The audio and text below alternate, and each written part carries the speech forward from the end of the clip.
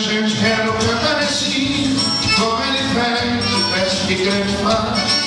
Não tem álcool, não tem caso de polícia, tudo é no amor, tudo é na paz. É só de crente quando acontece, Jesus é convidado para a reunião, pois afinal ele é o dono da festa, ele faz milagre na congregação mais alta, pois afinal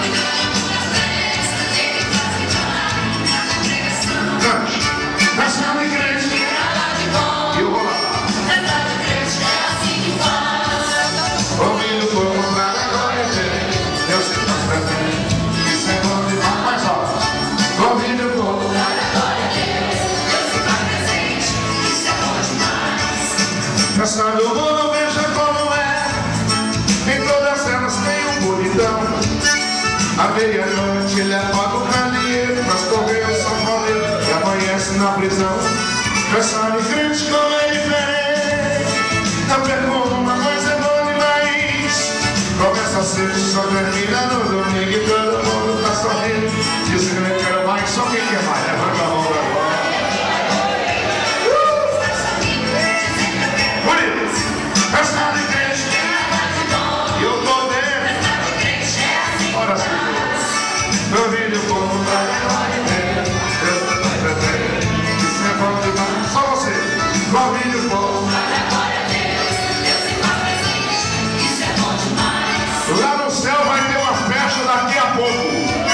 Quem vai comigo, pega na mão de alguém que eu quero ver você naquela festa lá no céu. Quero ver você. Essa negretinha não é o negócio. Ouvindo o povo vai. É glória a Deus, é milagre, é maravilha. E o povo vira vigília quando o fogo cai. Festa do mundo, Deus não está presente. E é por isso que eu não vou lá. Eu gosto mesmo de festa de Deus. Não se esqueça, gente, de telefonar. Eu gosto mesmo de festa de Deus. Não se esqueça, gente, de você. Festa de crente. Mais alto.